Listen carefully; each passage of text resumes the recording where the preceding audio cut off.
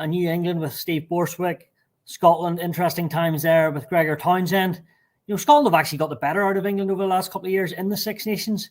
Which way do you see that one going? And do you think we'll see, I suppose, as much a different type of England or what? Yeah, it depends. Obviously, Steve Borthwick is taking over.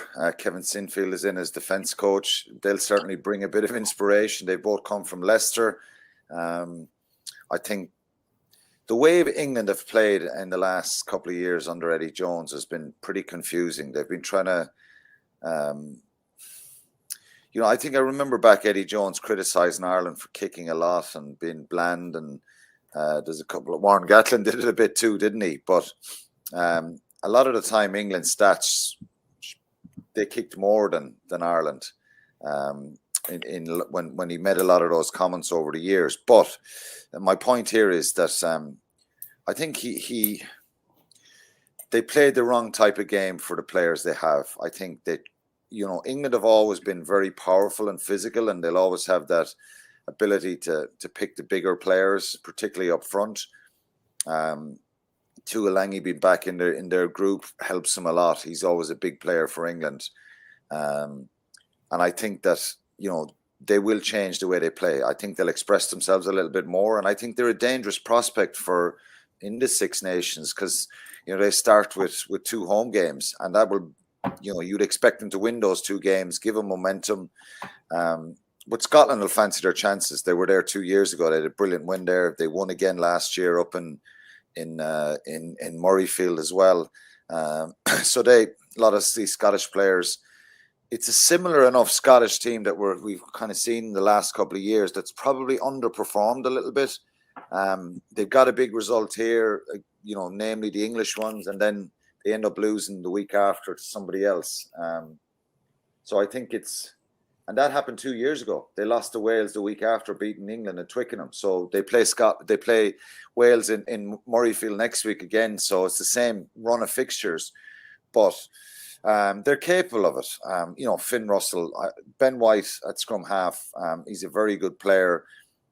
Probably he has that ability to really snipe and play with pace and tempo, and that's what they want.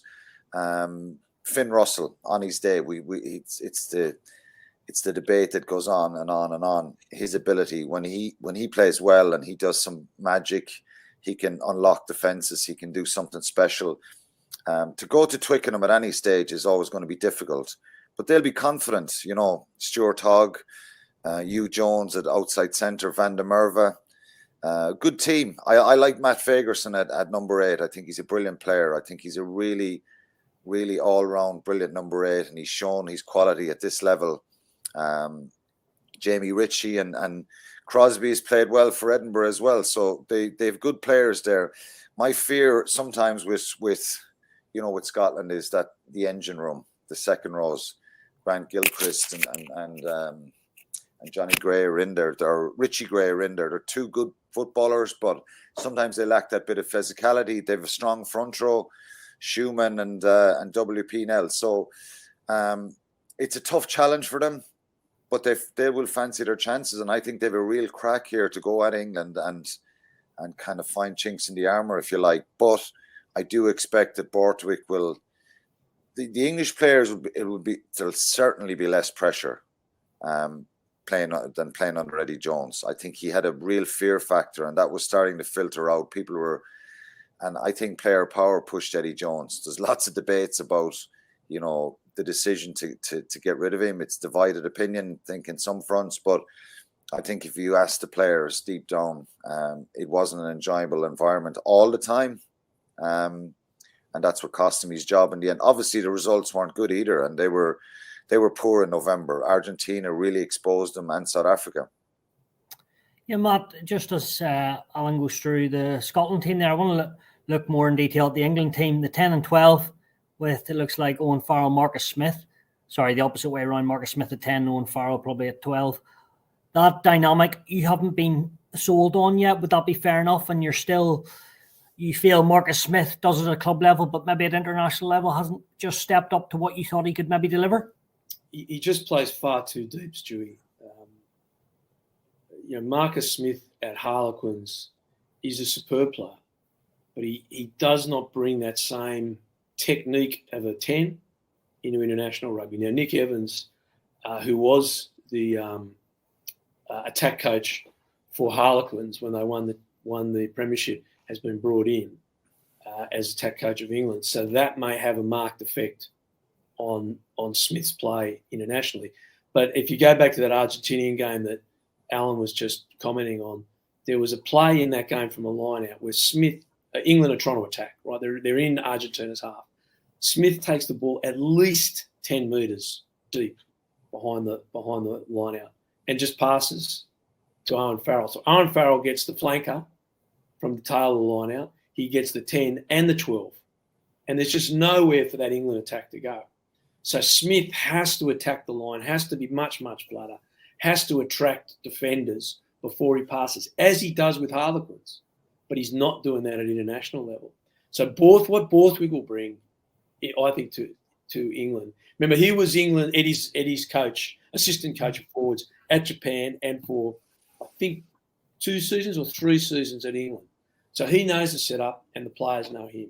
He'll bring a real steel to their set play. So you've got Farrell there. I think Farrell as a second 5, as a distributor at inside 10 is a really good play.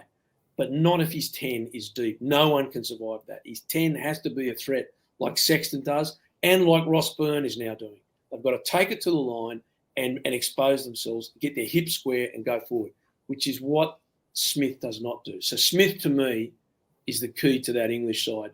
If Borthwick gets their set, all the things that Quinny just said, if Borthwick gets that going, and I have confidence that he will because he's done it before with England and he certainly did it with Leicester, Smith will be the key. So if Nick Evans can come in and just say to Smith, listen, mate, you've got to take more responsibility when the ball's in your hand.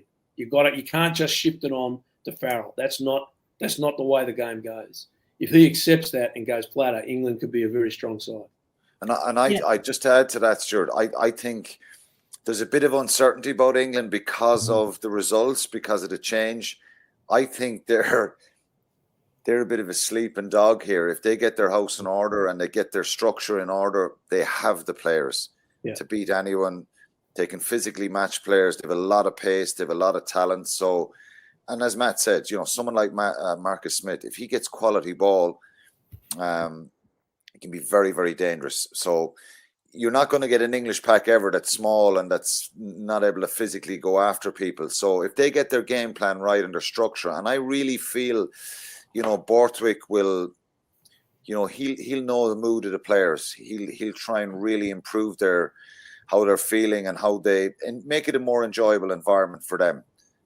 So it may take a little bit of time, but I think we're going to see a bit of a bounce from England here in this championship. And as I said, for them, it's just get a result on Saturday. Then they've got Italy at home. And suddenly you get two good results, a little bit of feel-good factor, and they go to Cardiff in round 3.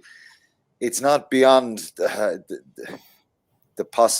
realms of possibility that they could be 3 games, 3 wins, England, and really challenging for a championship. So the Six Nations throws up some funny results, but I think England are still going to have a big say in this championship. Yeah, Matt, Alan says England could well go 3 from 3. Any chance of Scotland doing that? Well, Stu, the thing that the last 6 months has taught us is for the first time in my memory, there's nothing between the top 8, 9 teams. They're all beating each other. Everyone's beating each other. Australia beat Scotland. Scotland missed a penalty. Australia then go and should have beaten France, who are, I think, the best team in the world. Should have or could have beaten Ireland, who is the second best team in the world. They took New Zealand to within 30 seconds of victory before an outrageous decision cost them the game. So, and Australia are not the best team in the world. So if we work on that theory, and we could say the same about Argentina, beat New Zealand and Australia, beat England, there's nothing between the teams. And that's really great for the World Cup, and it's great for the championship. Yes, Scotland could go 3. It's unlikely. because I think France, when you're hitting France, the chances of beating France are low. France have Ireland away and England away, so that's tough for them. That's tough for them. That's why I don't think there's going to be a Grand Slam. But when you go to Paris against France, so apart from those 2 home games, France are at home till next Six Nations. So the French are sitting there, wow. So when Scotland go to Paris, that's going to be anyone going to Paris in this Six Nations, that is a very, very hard ask to do that.